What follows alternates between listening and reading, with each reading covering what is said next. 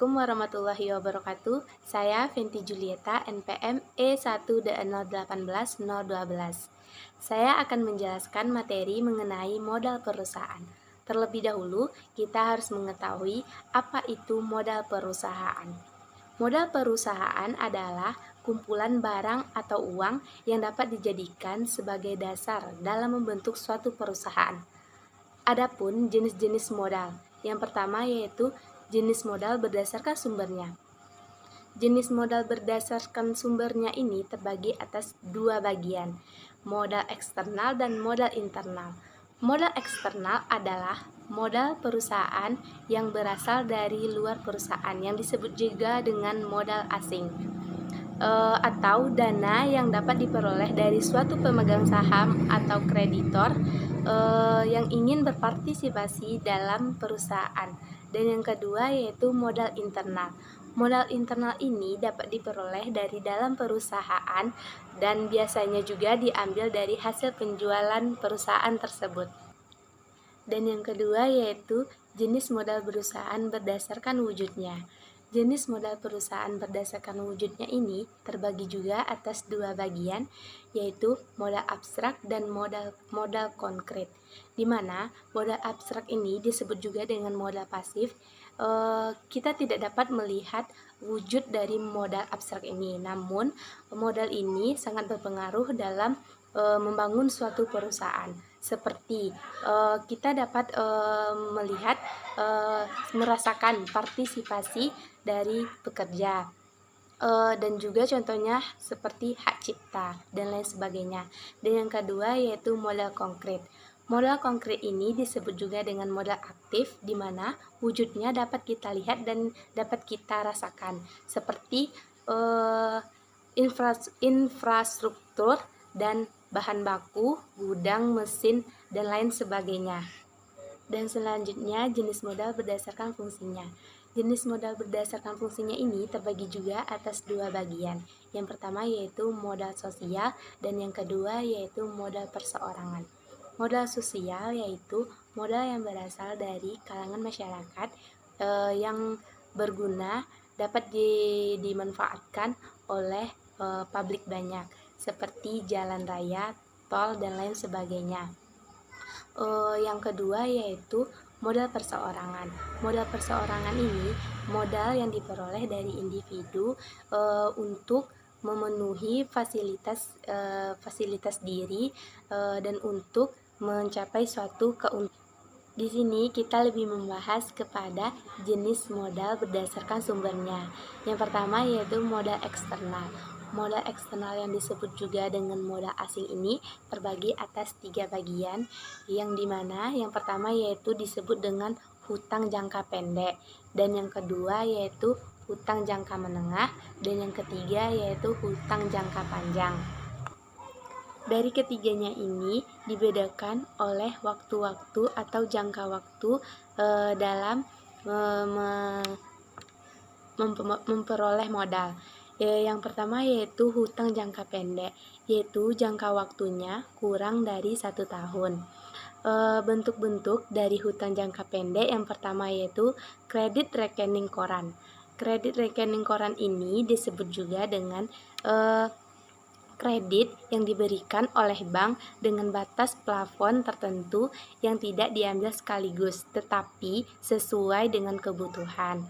Yang kedua yaitu kredit dari penjual. Kredit dari penjual ini dimaksud kredit yang terjadi jika terjadi penjualan secara kredit. Dan yang ketiga yaitu kredit dari pembeli. Ini maksudnya kredit yang diberikan kepada perusahaan sebagai pembeli dari pemasok. Dan yang terakhir yaitu kredit wesel. Kredit wesel ini disebut juga dengan surat promes.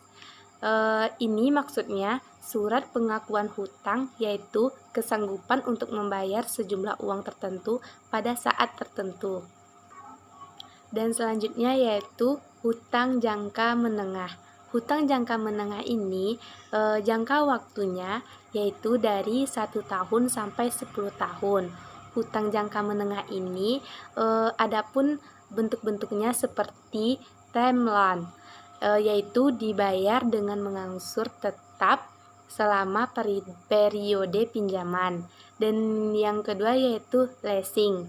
Leasing adalah persetujuan atas dasar kontrak di mana pemilik aktiva menginginkan pihak lain untuk menggunakan jasa dari aktiva tersebut selama periode tertentu dan hak atas aktiva tetap pada lessor. Dan yang terakhir yaitu modal jangka panjang, yaitu hutang jangka panjang ini yaitu hutang dalam jangka waktu lebih dari 10 tahun. Ini bentuk-bentuk dari hutang jangka panjang ini yaitu pinjaman obligasi, yaitu pinjaman di mana debitur mengeluarkan surat pengakuan hutang yang mempunyai nominal tertentu. Selama masa pinjaman, debitur akan memberikan sejumlah bunga yang besarnya tetap. Pokok pinjaman akan dikembalikan pada akhir masa pinjaman. Dan yang kedua yaitu pinjaman hipotek. Pinjaman hipotek ini adalah kreditur diberi hak hipotek terhadap suatu barang tidak bergerak agar debitur tidak memenuhi kewajiban barang itu dapat dijual dan dari hasil penjualan dapat digunakan untuk menutup tagihannya. Yaitu modal internal. Modal internal adalah modal yang berasal dari dalam perusahaan, disebut juga dengan modal sendiri, di mana modal ini dapat berbentuk saham.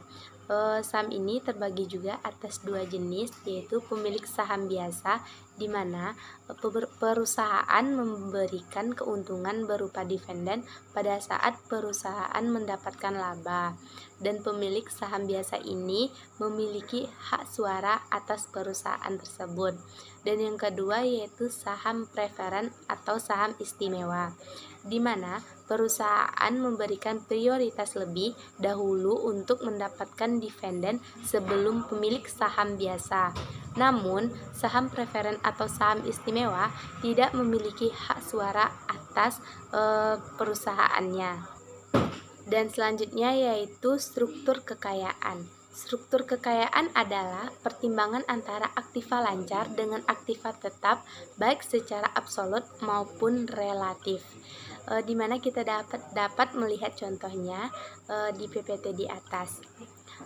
Di mana struktur kekayaan ini mencakup struktur finansial.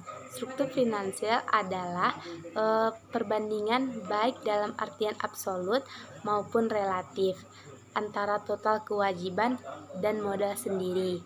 Yang kedua yaitu struktur modal. Struktur modal merupakan perbandingan antara kewajiban jangka panjang dengan jumlah modal sendiri.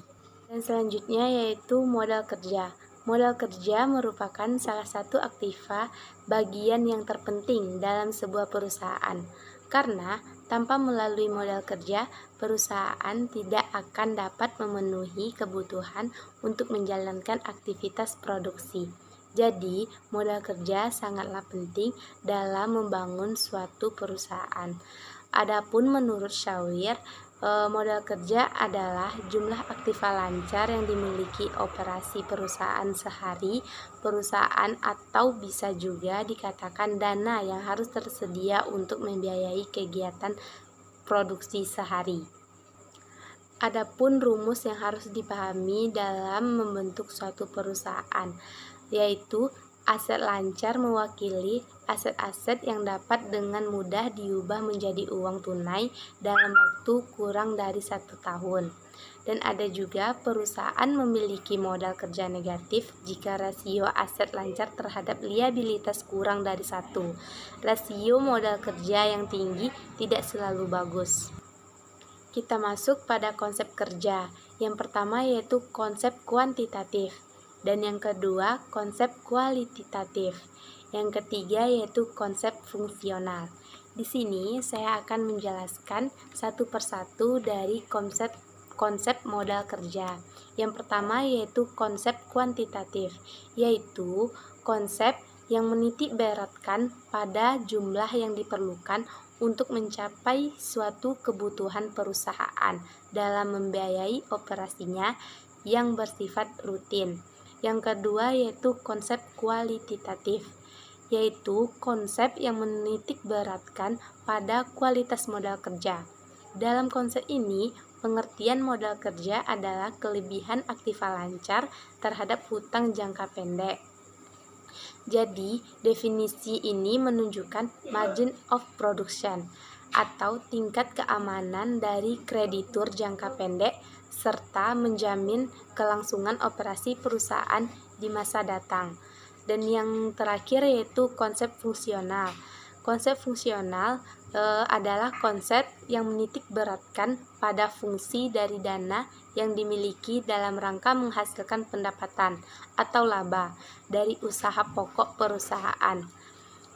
Di sini semua dana yang dimiliki perusahaan pada dasarnya digunakan untuk menghasilkan pendapatan, tetapi tidak semuanya dana itu menghasilkan laba dalam setiap periode. Adapun jenis-jenis modal kerja, yang pertama yaitu modal kerja bruto, yang kedua yaitu modal kerja sederhana, yang ketiga yaitu modal kerja permanen. Di sini saya akan membahas yang pertama yaitu modal kerja bruto. Modal kerja bruto adalah modal kerja yang menunjukkan investasi keseluruhan perusahaan dalam aset lancar. Modal kerja bruto ini juga disebut juga dengan modal kerja bersih. Modal kerja bersih menyiratkan surplus aktiva lancar dibandingkan kewajiban lancarnya. Yang kedua yaitu modal kerja sementara. Modal kerja sementara ini dikenal juga dengan sebagai modal kerja variabel. Ini adalah bagian dari modal yang dibutuhkan oleh perusahaan bersama dengan modal pekerja permanen untuk memenuhi kebutuhan modal kerja jangka pendek yang muncul dari fluktuasi volume penjualan. Dan yang terakhir yaitu modal kerja permanen.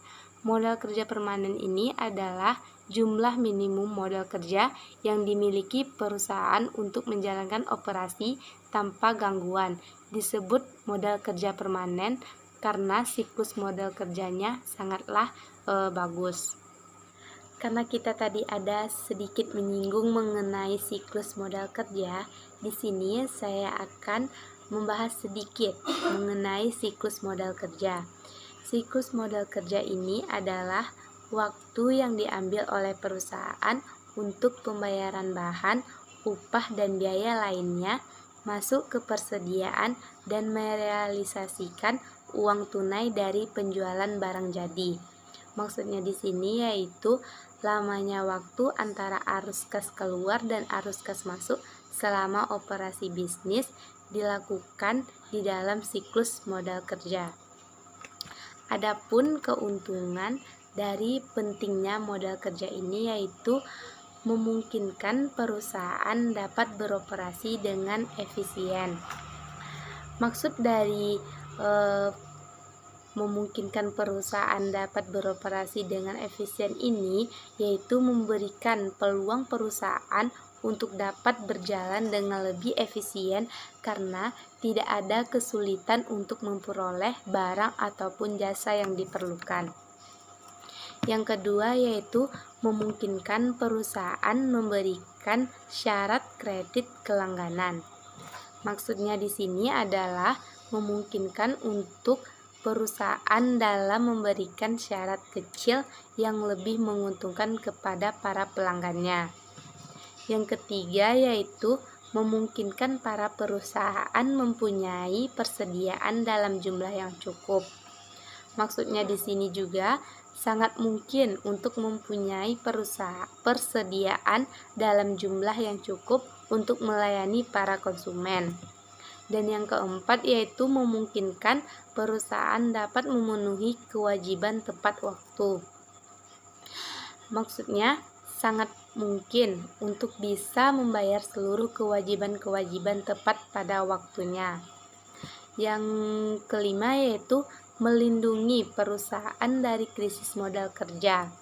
Dan maksudnya di sini juga sebagai pelindung perusahaan terhadap krisis modal kerja sebab turunannya dinilai aktiva lancar. Itulah materi yang dapat saya sampaikan. Di sini kita dapat mengetahui apa itu modal perusahaan dan apa saja jenis-jenis modal perusahaan, seperti apa rumus-rumus yang harus kita ketahui dalam membentuk suatu perusahaan, dan bagaimana kita mengetahui konsep dari modal kerja dan seperti apa jenis-jenis modal kerja dan seperti apa pula siklusnya dan apa saja manfaatnya. Sekian dari saya dalam materi ini. Lebih dan kurang saya mohon maaf. Saya akhiri dengan wabillahi taufik wal hidayah. Wassalamualaikum warahmatullahi wabarakatuh. Sampai jumpa di lain waktu.